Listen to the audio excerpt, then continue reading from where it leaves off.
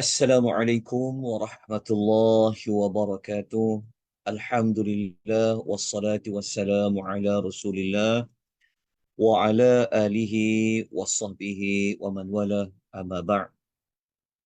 Muslimin dan muslimat, tuan-tuan dan puan-puan yang Allah rahmati lagi Allah kasih sekalian, kita memperbanyakkan puji-pujian kepada Allah. Alhamdulillah, alhamdulillahilladzi bi ni'matihi tatimmus salihat. Pertemuan kita secara di atas talian, kita berada dalam majlis ilmu yang mana kita akan menambahkan lagi pengetahuan kita berkenaan dengan perihal Yahudi yang dinyatakan oleh Allah di dalam Al-Quranul Karim. Alhamdulillah, malam ini merupakan siri yang ke-10, pertemuan kita yang ke-10, yang mana kita akan membincangkan mungkin 4 atau 5 lagi perkara yang berkaitan dengan Yahudi. Kita masih lagi merujuk juzuk yang pertama, iaitu juzuk yang berada dalam yang berkaitan dengan suratul Al-Baqarah. Nota yang saya akan kongsikan pada malam ni, insya-Allah saya akan berikan kepada tuan-tuan dan puan selepas habis pengisian ini. Saya terlupa sebenarnya nak memberikan nota siri ke-10, ataupun dah ada ke belum yang ke-10? Belum ada ya? Okey. Kita terus kepada sambungan kesalahan ataupun pelanggaran orang-orang Yahudi ini yang ke-21. Okey, yang ke-21 ini kita ambil kesalahan, maksudnya nombor 21 ini kita sambung apa yang telah kita bincangkan pada siri yang ke-9, ke-8 sampailah siri-siri yang sebelumnya. Okey, iaitu berkenaan dengan mereka orang Yahudi ni, mereka tidak boleh menerima adanya hukum hukum apa? Dia panggil hukum an-nasikh wal mansukh. An-nasikhu dengan wal mansukhu. Kita orang Melayu, kita biasa sebut mansuh-mansuh kan. Program telah dimansuhkan, aktiviti telah telah berlaku pemansuhan. Sebenarnya kita sebut dalam perkataan kita guna mansuh-mansuh tu, dia memang dikaitkan dengan cerita an-nasikhu wal mansukh. Okey. Kita dapatkan terlebih dahulu ayat rujukannya, kemudian kita akan kupas sedikit ringkas tentang apa itu an-nasikh dan apa itu al-mansukh, ataupun apakah itu nasikh dan apakah itu mansukh. Baik. Kita rujuk dalam surah Al-Baqarah, surah yang kedua, kita sedia maklum, ayat yang ke-106. Ayat ini, kalau kita buka Al-Quran, ia berada pada halaman yang ke-16. Okey, cuba semak apa Al-Quran tuan-tuan dan puan-puan, adakah betul seperti yang saya paparkan, seperti yang saya catat di dalam nota ini? So kalau ada kesilapan, tolong diberikan maklumat. Baik. Ayat ini berbunyi, A'udzubillahi minasyaitonirrajim. Ma nansakh min ayatin aw nunsiha na'ti bi khairim minha aw mithliha. Apa sahaja firman Allah yang bermaksud apa sahaja. Ma tu maksudnya apa. Apa sahaja ayatin, ayat yang kami mansukhkan. Okay. Iaitu Allah tukarkan atau yang kami hilangkan. Maksudnya ayat itu dah tak ada dah. Mula-mula ada, kemudian tak ada.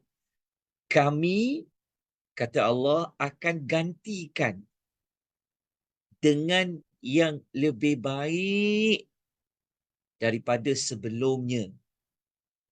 Atau kalau Allah gantikan, ia setanding dengan yang telah digantikan. Okey. Ayat ini kita jumpa perkataan nansakh kan. Okey, mudahnya begini saja. Okey. Perkataan tengok pada yang tadi tajuk tu, okey. Kalau kalimah nasikhun ni nasikh, dia merujuk kepada hukum yang baru. Nasikh ni maksudnya hukum yang baru. Al-hukmul jadid. Manakala mansukh adalah al-hukmul qadim, iaitu hukum yang lama. Maksudnya ada hukum yang lama telah ditukar kepada hukum yang baru. So hukum yang lama itu ia disebutkan dengan mansukhun. Manakala hukum yang baru disebut dengan nasikhun. Saya harap jelas. Okey, hukum apa? Hukum apa? Okey, kita dapatkan dulu maklumat yang dinyatakan oleh para ulama tafsir. Nanti kita kembali kepada ayat 106 ini. Okey.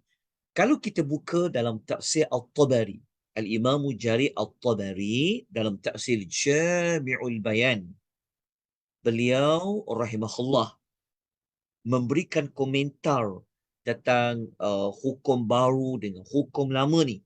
Beliau mengatakan perkara pemansuhan. Pemansuhan tu maksudnya perkara yang telah ditukar ganti itu. Dia kata hanyalah melibatkan perubahan, pergantian hukum seperti kalau dulu ia halal, ditukar ia menjadi haram. Ataupun dulu hukum itu haram, maka ia telah ditukar menjadi halal. Kalau dulu ada hukum mubah, harus, hukumnya harus, tetapi ia telah ditukar menjadi apa? Dia telah ditukar menjadi mahzuran. Dia tak lagi diharuskan. Kalau dulu ada hukum yang wal mahzuru, dia tidak harus, maka datang hukum baru ditukar menjadi mubah. Dia menjadi harus. Setakat ni boleh faham. Okey. So siapa yang ada otoriti untuk ubah hukum-hukum ni? Kejap halal, kejap haram, sekejap dulu harus jadi tak harus ni. Jawapannya adalah Allah lah. Tapi orang Yahudi, dia tak setuju adanya konsep bertukar-tukar hukum ni. Dia tak setuju. Antara yang dia sangat tidak setuju kenapa tau? Okey. Antara kitab Taurat, hukum-hukum yang ada dalam kitab Taurat dengan Al-Quran, mana kitab yang lama, mana kitab yang baru. Kita mesti akan kata, tak ada orang kata Al-Quran dahulu datang daripada Taurat. Semua orang akan kata kitab Taurat itu yang awal-awal Allah turunkan sebelum Al-Quran. Tetapi Allah telah menetapkan bahawasanya kitab Taurat tu dah ditukar dah. Dia telah dimansukhkan. Dia dah tak boleh guna lagi. So yang dia kena guna apa? Dia kena guna Al-Quran. Al-Quran itulah yang an-nasikh dia. Yang telah dimansuhkan apa? Contohnya kitab Taurat. Seorang Yahudi dia tak suka. Dia nampak apa ni Islam ni? Kan? Bertukar-tukar hukum ni. Oleh itulah, ayat yang kita belajar ni, Allah Ta'ala bagi tahu. Allah Ta'ala kata, kalau kami apa-apa saja ayat yang kami nak tukar dia, kami nak masukkan dia, kami akan gantikan hukum yang lebih baik daripada hukum yang sebelum dimansuhkan ataupun setanding dengannya, kata Allah. Kenapa Allah boleh tukar ganti tu? Boleh buat mansuh, nasikh wal mansuh tu. Ayat yang sama Tuhan bagi tahu jawapan. Alam ta'lam anna Allah ala kulli syai'in qadir. Allah Ta'ala kata, tidakkah engkau mengetahui bahawasanya Allah ni berkuasa atas setiap sesuatu? Maknanya Tuhan nak kata apa? Kuasa Allah lah. Hak Allah lah untuk Allah tukar syariat dia. Dulu orang akan pakai hukum syariat Nabi Musa contoh. Tapi apabila datangnya Nabi Muhammad SAW, dah tak boleh ikut syariat Nabi Musa. Syariat Nabi Musa tu kalau berbeza dengan hukum hakam syariat yang ada pada Nabi Muhammad tu, dia kena tukarlah. Dia tak boleh pakai Nabi Musa tu. Jadi itulah contoh nasakh wal mansuh yang secara umum lah yang orang Yahudi ni tak suka. Agak-agak boleh faham tak?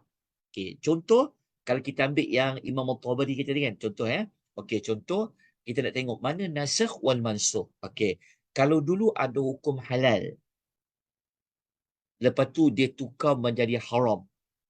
Jadi hukum haram tu hukum yang baru.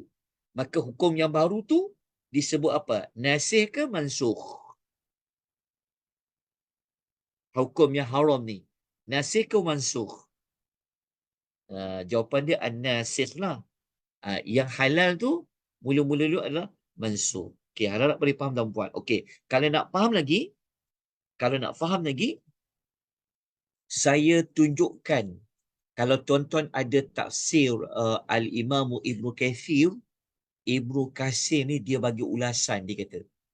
Dia bagi contoh dia bagi contoh apa hukum hakam yang mula-mula dulu lain tapi datang hukum baru. Okey, dia bagi contoh, kata Al-Imam Ibnu Kathir, dia kata contohnya dia kata kalau dulu Allah boleh membenarkan Nabi Adam mengawinkan putrinya. Maksudnya kalau hukum dulu pada zaman Nabi Allah Adam boleh mengawinkan adik-beradik. Kalau adik-beradik perempuan boleh dikawinkan dengan adik-beradik lelaki. Tapi hukum tu dah tak boleh pakai dah. Sebab dia telah dimansuhkan. Ibnu Katsir bagi contoh. Ibnu Katsir bagi contoh lagi, dulu dia kata kalau zaman Nabi Nuh dulu, kalau mereka dah selamat turun daripada kapal tu, mereka boleh makan semua jenis haiwan. Tak ada pantang larang. Selagi dia haiwan, boleh makan. Tetapi setelah itu Allah telah menghapuskan. Maksudnya Allah telah menghadkan tak semua haiwan boleh dimakan. Ada haiwan yang boleh makan, ada haiwan tak boleh makan. So, dia dah tukar hukum yang baru. Ibnu Katsir dia bawa lagi contoh. Dia kata Nabi Yaqub masa syariat Bani Israel pada zaman Nabi Yaqub dulu, 2 orang puteri boleh menikahi 2 orang isteri kalau dia adik-beradik. Contohnya kalau macam zaman dulu, kalau mereka contohnya ada orang nak kahwin dengan kakak dia, lepas tu dia nak kahwin dengan adik dia sekali, boleh tak? Dulu boleh. Tapi sekarang dah tak boleh. Dia tak boleh menikahi 2 isteri kalau dia adik-beradik. Itu tak boleh hukum. Itu contoh. Hukum yang lama telah Hukum yang lama telah dimansuhkan dengan hukum yang baru. Hukum yang baru itu dipanggil nasikh. Okey, contoh lain. Okey. Contoh lain, zaman Nabi Allah Ibrahim diperintah untuk menyembelih puteranya. Tapi kemudian Allah telah melarang hukum menyembelih anak. Itulah. Okey. Kemudian kalau zaman dulu Bani Israel kalau nak bertaubat, mereka kena dibunuh. Tapi hukum tu dah tak ada dah. Okey, faham tak maksudnya? Maksudnya Ibnu Katsir ni dia bawa contoh. Jadi orang Yahudi ni dia tak boleh terima. Itulah dipanggil kesalahan, pelanggaran orang Yahudi terhadap kitab-kitab Allah Subhanahu wa Ta'ala. Al-Imam At-Tabari kata, perkara nasakh an-nasikh wal mansukh ini dia tidak terjadi melainkan hanya melibatkan apa? Dalam isu apa kata dia? Dia kata wala yakunu dzalika illa. Kata Imam At-Tabari, isu nasakh wal mansukh ni dia tidak terjadi melainkan fil amri wan nahyi, hanya dalam bab hukum, mana-mana perintah ataupun pada mana-mana larangan, wal mana' wal ibahah, dalam isu adanya keharusan, ada isu adanya penegahan. Maksudnya Imam Tabari nak kata isu ditukar ganti ni, dulu hukum lain tukar hukum baru dalam bab hukum hakam je, dia kata amal akhbar, adapun cerita-cerita, kisah-kisah, falaitha fiha nasikh wala mansukh, tidak berlaku padanya ditukar ganti, diubah ganti, tak ada. Sebab tu kalau kita dengar kisah Nabi Adam dulu, kisah tu je, dia tak ada ubah kisah yang baru. Tapi hukum hakam, dia telah berlaku perubahan. Okey, saya harap tuan-tuan dapat penjelas. Okey, kita baca lagi ulasan Al-Imam, tengok, ada tak ulasan daripada Al-Imam At-Tabari sekali lagi? Okey, kita tengok Imam At-Tabari kata apa. Ayat ini, ayat yang kita baca yang 106 ni, bertujuan Allah nak memberitahu tentang ada orang Yahudi yang mengingkari adanya nasakh hukum-hukum Taurat. Sebab itu orang Yahudi masa zaman Nabi Isa datang, kan, Nabi Isa pula dia pun dapat kitab apa? Kitab Injil. Jadi ada beberapa hukum yang Nabi Isa telah ubah yang ada dalam kitab Taurat tu.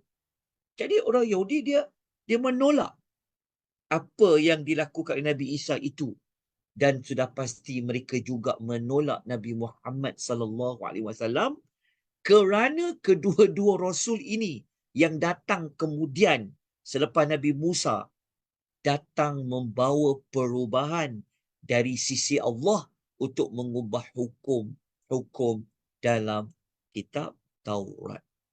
Tapi kalau kita baca Ibnu Katsir tadi kan, sepatutnya orang Yahudi tak perlulah nak mempersoalkan kenapa Allah ubah ke tak ubah. Sebab sebelum kitab Taurat lagi tu, dah ada dah isu-isu yang telah Allah ubah. Macam kita sebut tadi, kisah Nabi Adamnya, kisah Nabi Yaqub pun. Kan sebelum dapat Taurat lagi tu, kisah Nabi Yaqub yang merupakan pengasas kepada istilah Israel tu pun telah berlaku perubahan. Jadi apa yang janggalnya? Bagi orang Yahudi, mereka tak setuju. Okey, saya harap tuan-tuan dan puan jelas apa yang kita nak bincangkan pada kesalahan yang ke-21. Okey. Setakat ni ada soalan tuan-puan Okey. Kita teruskan pada kesalahan yang kedua.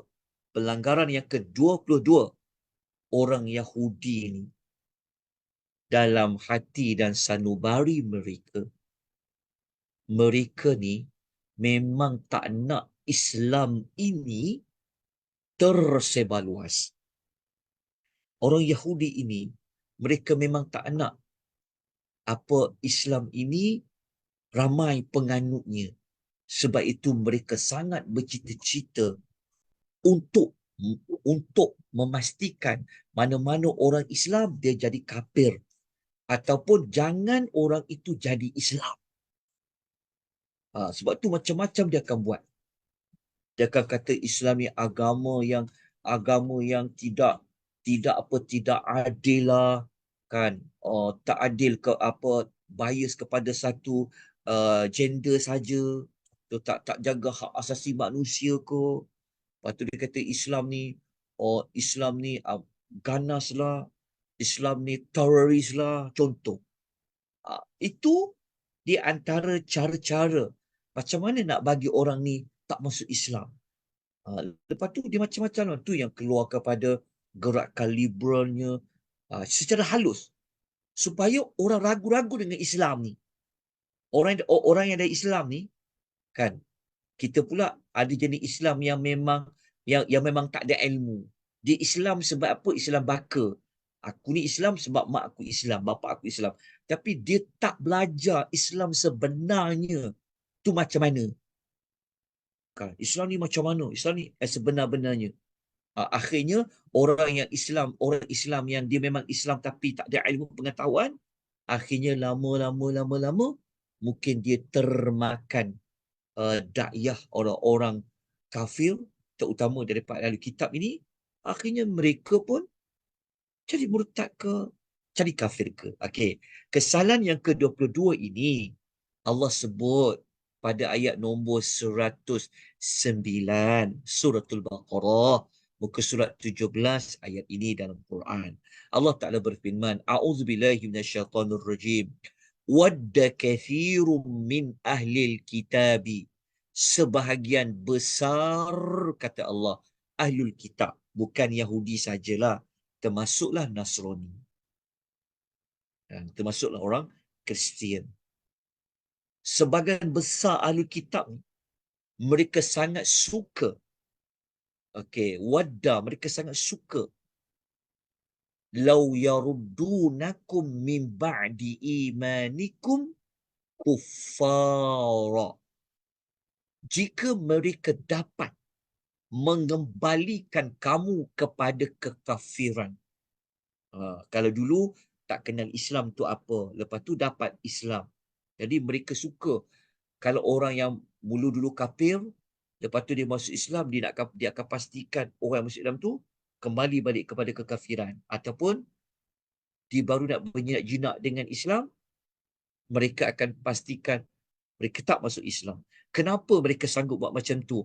Hasadam min indi anfusihim min ba'di ma tabayyana lahumul haqq. Ini berlaku kerana sifat hasad, dengki yang timbul daripada diri mereka sendiri setelah jelas kepada mereka bahawa kebenaran agama yang sebenar-benarnya apa yang dibawa oleh Nabi Muhammad.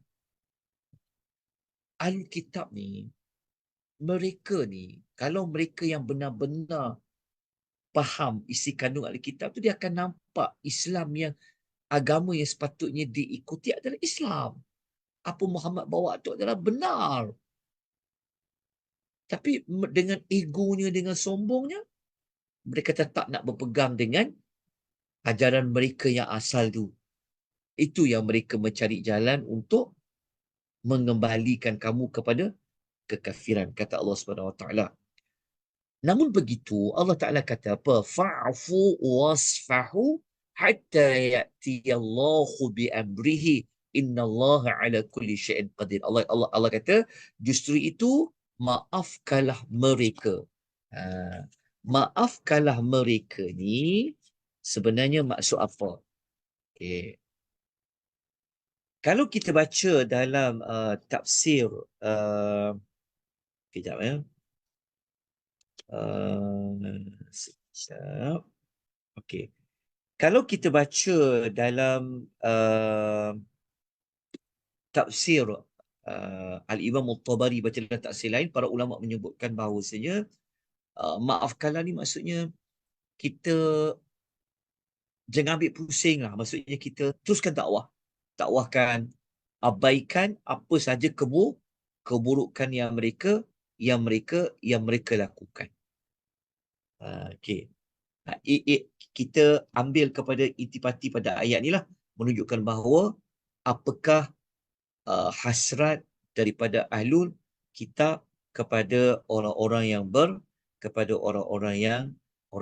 beriman. Apa yang Allah nak balas kepada mereka, apa yang Allah nak datangkan kepada mereka, Allah Ta'ala kata apa? Biarlah sehingga datangnya urusan dari Allah Subhanahu wa Ta'ala.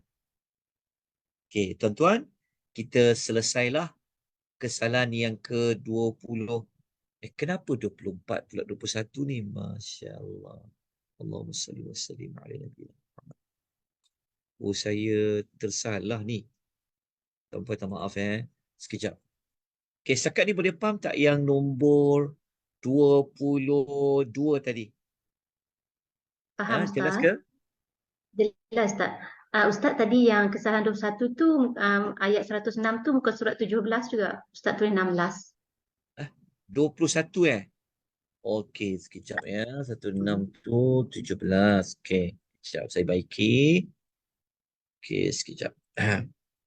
Kenapa suara saya? Okey, berdengar suara saya dengar jelas Jelas, Ustaz, jelas.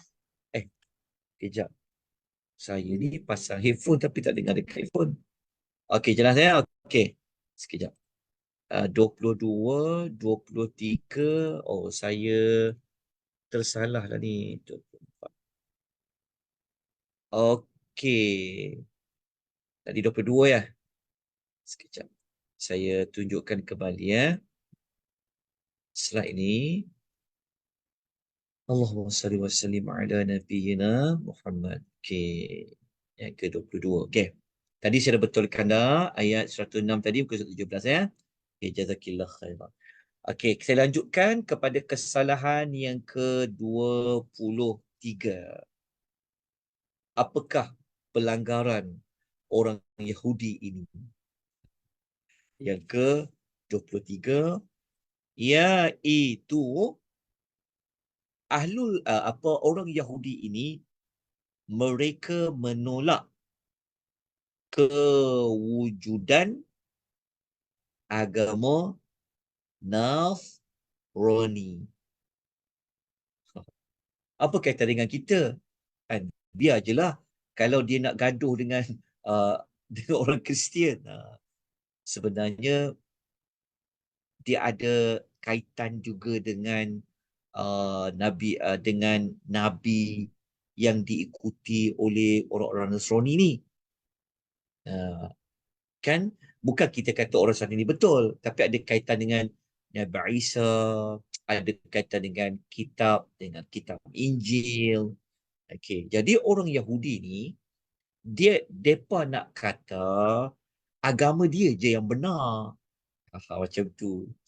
Dia nak kata dia je, agama mereka lah yang benar. Agama lain semua tak benar. Termasuklah agama Nasrani pun tak benar, mereka kata. Okey. Jadi kita tengok dulu terlebih dahulu ayat dia. Kemudian sekejap lagi kita akan perincikan. Okey. Ayat nombor 113. Okey, muka surat nombor 18. Betul tak ayat ni muka surat nombor 18? Betul. Okey, kita tengok ayat dia A'udzu billahi minasyaitonir rajim. Wa qalatil yahudu. Kat sini kita jumpa perkataan Yahud. Okey. Laisatin nasara ala syai'. Ala syai'. Mereka kata apa? Dan orang Yahudi itu kata Allah berkata, orang Nasrani itu tidak mempunyai sesuatu pegangan pun. Apa maksud tidak ada pegangan ni?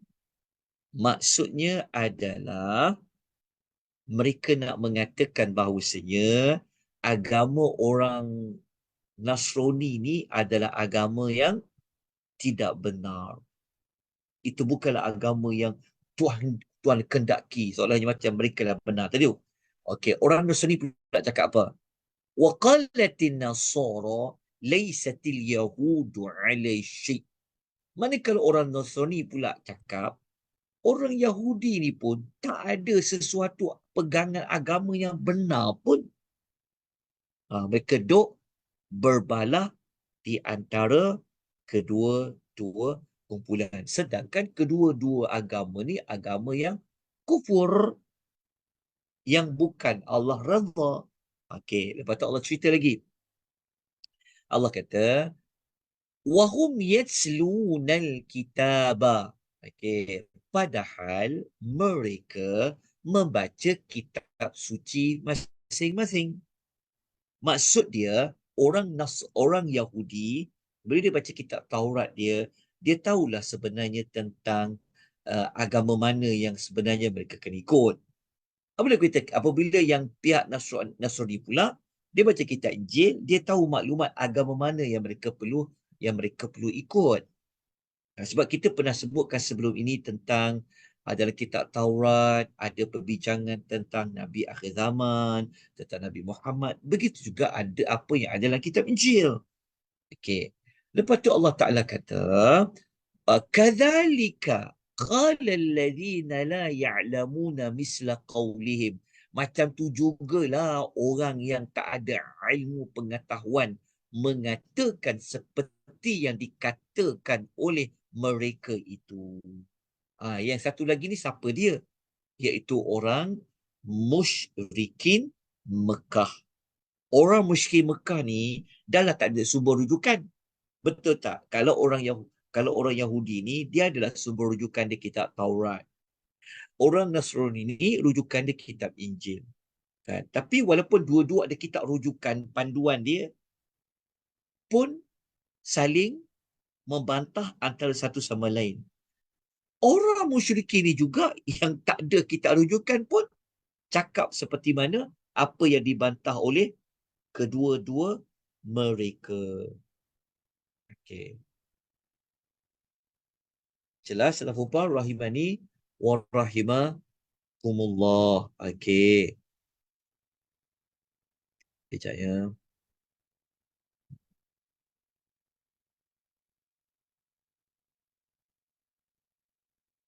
Okey. Kemudian tuan-tuan faham tak? Maksudnya orang jahiliah musyrikin Mekah ni, mereka pun cakap, kami yang sembah patung-patung kan memang betul. Muhammad tu sesat. Bukan betul pun Muhammad tu. Faham Okey, itu yang diikuti oleh tiga jenis manusia ni. Okey, kemudian Allah Ta'ala kata apa? Tiga-tiga ni kata Allah, fallahu yahkumu bainahum yaumal qiyamati fima kanu fihi yakhtalifun. Allah Ta'ala kata apa? Allah mengatakan, maka Allah Ta'ala akan mengadili antara mereka ini pada hari kiamat tentang apa yang mereka pertikaikan. Maksudnya siapa? Maksudnya adalah mereka ini Allah akan beritahu antara kamu tiga kumpulan ni siapa yang benar. Sudah pasti jawapannya adalah tiga-tiga tu tak benar. Okey.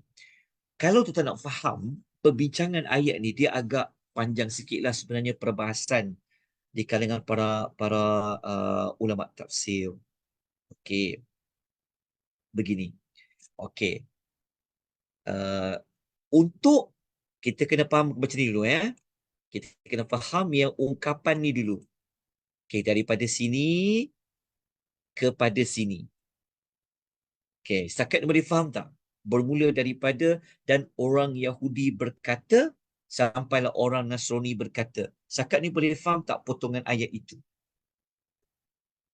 Ustaz, Ya. saya nak tanya Ustaz, ini kata-kata tu, ayat tu menceritakan semasa Nabi Muhammad SAW berada di Madinah bersama dengan orang-orang Yahudi dan Nasrani. Itulah apa yang dikatakan oleh orang Yahudi dan orang Nasrani semasa Rasulullah berada, mereka bersama dengan Rasulullah di Madinah.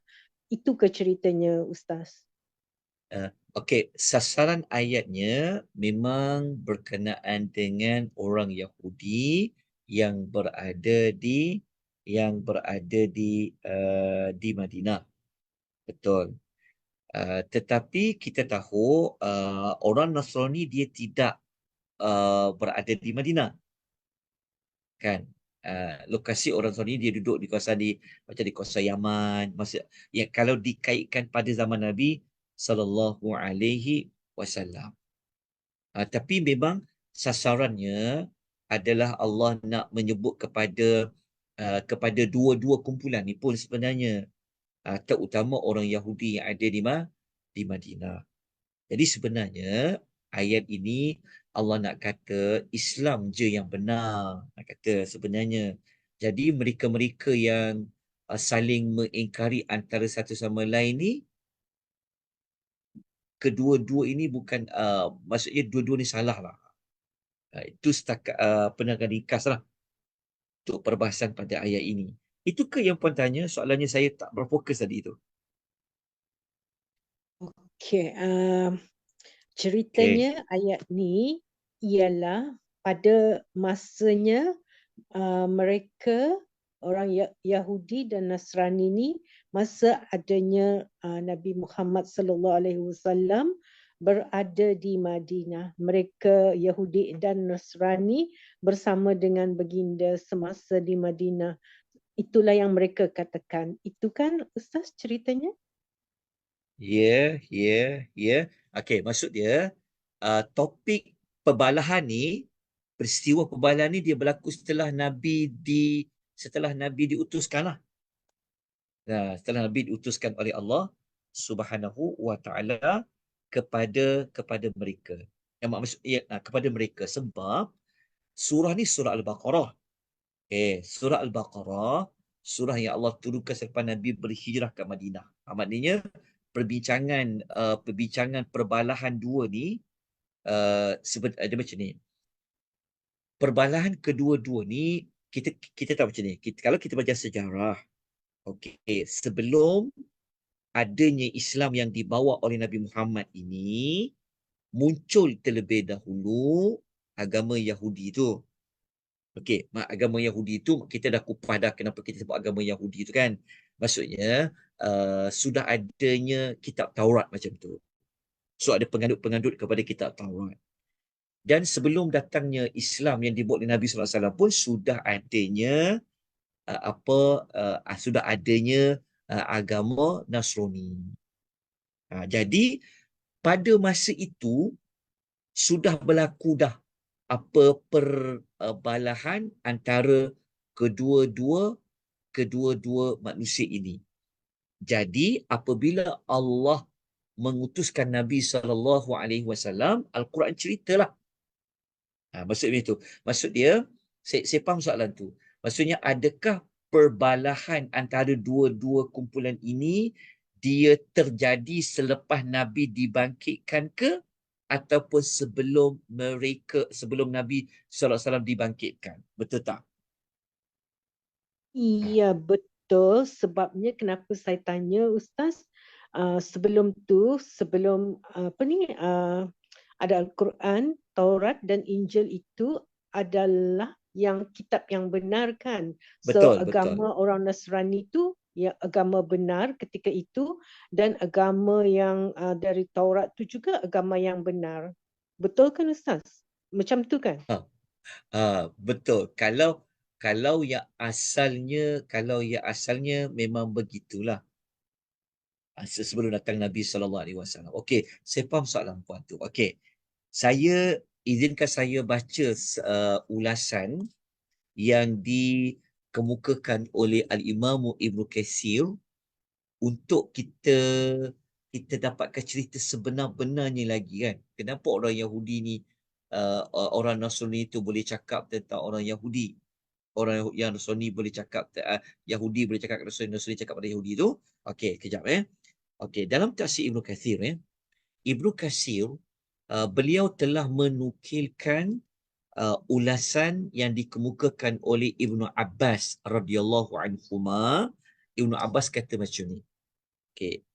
Masing-masing, iaitu kedua-dua kumpulan ini, dua-dua kelompok ini, mereka baca dalam kitab mereka sesuatu yang membenarkan orang yang mereka ingkari. Maksud dia, ingat tak? Kita kan pernah mempelajari tentang kitab Taurat. Okey, macam ni. Kitab yang, dia begini, kitab Taurat dari Allah, kitab Injil pun dari Allah. Kedua-dua kitab ni sebenarnya mereka, kedua kitab ni saling membenarkan antara kedua-dua agama ni. Okey. Kemudian kita baca lagi. Okey ya. Orang-orang Yahudi, mereka kufur terhadap Nabi Isa.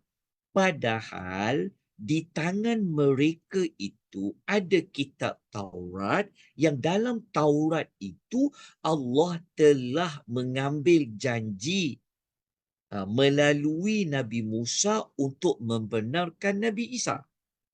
Okey, pada faham Okey. Lepas tu dalam kitab Injil pula yang dibawa oleh Nabi Isa itu pula terdapat perintah untuk membenarkan kenabian Nabi Musa dan kitab Taurat yang diturunkan dari sisi Allah. Okey. Masing-masing kedua-dua kumpulan itu mengingkari kitab yang ada di tangan mereka sendiri. Okey. Mereka itu ahlul kitab yang hidup pada zaman Nabi sallallahu alaihi wasallam. Faham tak? Okey. Maksud dia, kita dapat jawapan dia. Saya faham soalan dia. Okey. Begini. Masa Nabi ada, okey, ada Quran kan, betul tak? Okey. Kalau kedua-dua kumpulan ini mereka bersisih pendapat, okey, sepatutnya mereka kena rujuk apa? Sepatutnya mereka kena rujuk sebagai hakim. Sepatutnya mereka kena rujuk Quran lah. Betul tak? Kan? Sepatutnya mereka kena rujuk Quran. Okey. Tetapi yang kumpulan Yahudi ni, dalam kitab mereka tu, memang macam sebut tadi itulah, memang Nabi Musa tak bermusuh pun dengan Nabi Isa, mengiktiraf Nabi Isa. Dalam kitab Injil, Injil sebenarnya pun mengiktiraf Nabi Musa. Sepatutnya kedua-dua kumpulan ini mereka kena menerima kedua-dua nabi itu. Dan kalau mereka boleh menerima, contohnya Yahudi boleh menerima kenabian Nabi Isa, orang Nasrani boleh menerima tentang Nabi Musa, okey, kenapa kamu berdua ni tak boleh menerima Nabi Muhammad sallallahu alaihi wasallam? Faham tak? Okey, saya baca lagi sikit lagi. Kata Ibnu Katsir, dia kata pergaduhan kedua-dua kumpulan ini, okey, membenarkan apa yang mereka tuduhkan kepada kelompok lain. Namun secara zahirnya ayat di atas mengandungi celaan terhadap apa yang mereka ucapkan, padahal mereka mengetahui yang sebaliknya daripada apa yang mereka kemukakan itu.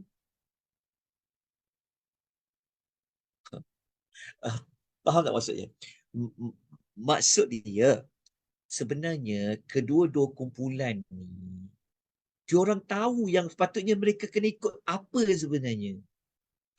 Faham tak? Tapi masing-masing sebenarnya nak mengatakan mereka lah agama yang benar. Begitulah orang musyrikin Mekah. Maknanya ayat ni Allah SWT nak kata sepatutnya mereka kena mengikuti Al-Quranul Karim. Itu dia punya hujungnya. Setakat ni tuan-tuan dan puan faham tak? Ataupun macam mana untuk penerangan ni? Jelas tak puan? Puan Niksum ni jelas tak? Ataupun macam mana? Kalau tidak, saya kena jelaskan lagi ni. Alhamdulillah Ustaz, faham sekarang.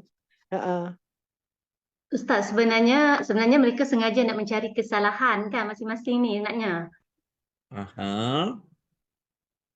Sama seperti orang musyrikin Mekah lah, mereka nak menolak tu. Ayat ni sebenarnya turun kepada orang musyrikin Mekah, dan Nabi ceritakan tentang orang Nasrani dan orang Yahudi yang bergaduh, yang saling tidak membenarkan kitab masing-masing, walaupun kitab tu adalah benar seperti mana Al-Quran tu benar, tapi orang musyrikin tolak juga. Macam tu Ustaz, asbabun nuzul dia.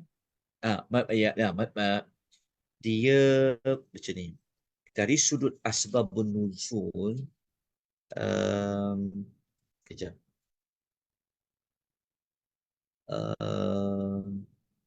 Kalau kita baca dalam tafsir Ibnu Katsir, ada disebutkan riwayat daripada Muhammad daripada Ibnu Abbas. Macam ni.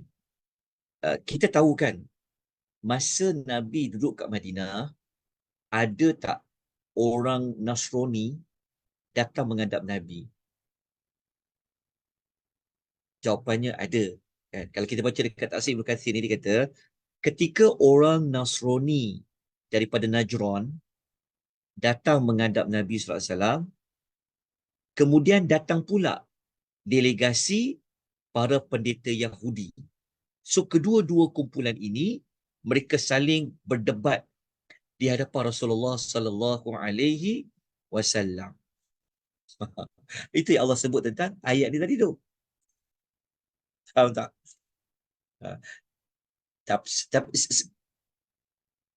Ya, sebenarnya Allah nak sebut bahawa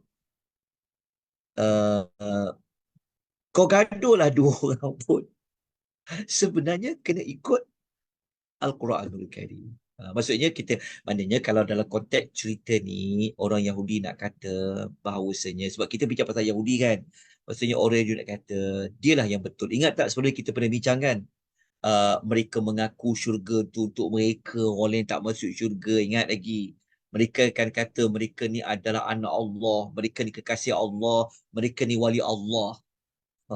Yang itulah yang pernah kita bincangkan sebelum ni kan. Tapi kalau dicabar minta mati, takut pula nak mati. Macam tu. Wallahu ta'ala. Jadi kesalahan orang Yahudi ni adalah, mereka tak nak menerima ajaran Nabi Muhammad SAW. Jadi antara contoh yang mereka tak nak terima bukan dekat Nabi Muhammad je, dengan agama Nasrani pun mereka menolaknya. Itulah ceritanya. Faham taknya? Faham Ustaz sekarang. Ya, Dia mereka orang paling baik sebenarnya. Ya. Bukan sekadar orang Yahudi ni dia nak gaduh, bukan sekadar dia nak bertentangan dengan Nabi Muhammad tu. Dengan maknanya dengan Nasrani pun dia nak tolak. Maksudnya macam itulah. Betapa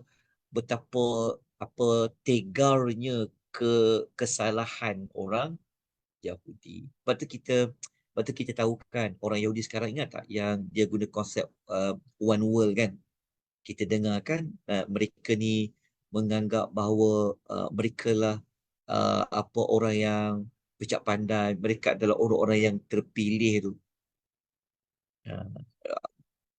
Dah ada dah konsep macam ni seperti mana zaman Nabi sallallahu alaihi wasallam. Wallahu ta'ala a'lam.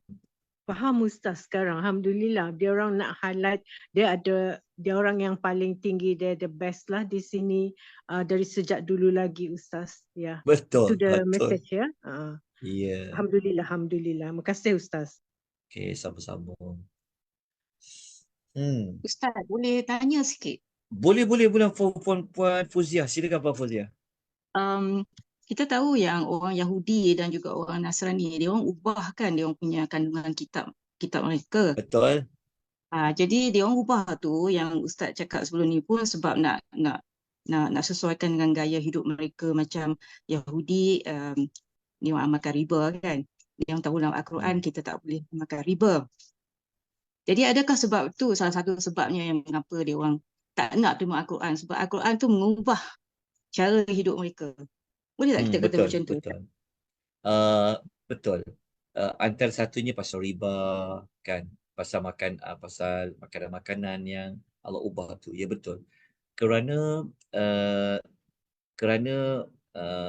mereka ni ialah kan, sebab apabila dah ubah hukum tu, rugilah.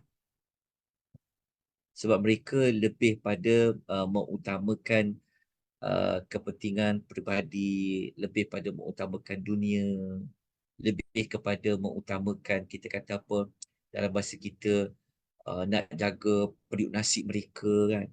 So mereka tak nak benda sesusah ni. Itu di antaranya. Nanti kita akan jumpa lagi apa kesalahan-kesalahan mereka lagi, insya-Allah. Dan kita akan lebih jelas lagi.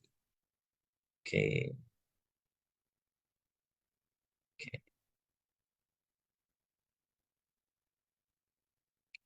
Ada apa-apa pertanyaan lagi yang lain?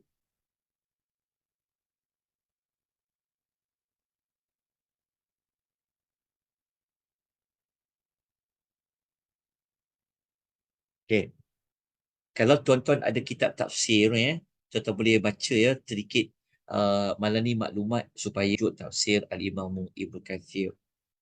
Itulah setakat yang saya baca, itulah yang diterangkan oleh kedua-dua pentafsir tersebut secara ringkasnya. Wallahu ta'ala a'lam. Okey. Kita tak sempat untuk yang ke-20 berapa ni? Kejap 24. 24. Kita dah sampai 24 kan? Kita sampai 23. 23, 24 ni tak ada jugalah sebab agak ada sedikit. Sebab yang berikutnya ni, kalau ikutkan saya tu, saya nak masuk pada tajuk mereka menghalang orang lain beribadah di masjid ni. Ini ada beberapa perbincangan para ulama. Ada sebab perbahasan ayat 114 ni dia ada berlaku, ada kata orang Yahudi yang halang. Lepas tu masjid apa yang mereka halang? Sebab dekat Madinah, kita tahu ada masjid apa kan? Macam Masjid Nabawi. Dia panjang sedikit sebab saya tengah buatkan dia punya apa, dia punya tengah lagi menyaring pentafsiran mana yang kita nak pilih. Tapi insya-Allah yang ni kita tak akan sempat untuk kupas malam ni. Kerana saya pun ada urusan yang perlu diselesaikan untuk pengisian pagi esok. Sebenarnya ada kuliah ganti, jadi nak sediakan bahan untuk dibentangkan pada kuliah esok pagi. Jadi saya perlukan masa yang agak banyak sedikit, jadi saya kira cukuplah malam ni kita boleh belajar 3 jenis kesalahan 3 jenis kesalahan tadi. InsyaAllah esok malam kita sambung lagi insyaAllah. Nombor kesalahan nombor 24, 25, 26. InsyaAllah kita buat sikit-sikit, kita dah sampai dah 20 lebih. Sambung lagi, insyaAllah kita akan sampai kita akan cuba cover semua perbahasan tentang orang Yahudi ini di dalam Al-Quranul Karim. Ini siri yang ke-10 kan?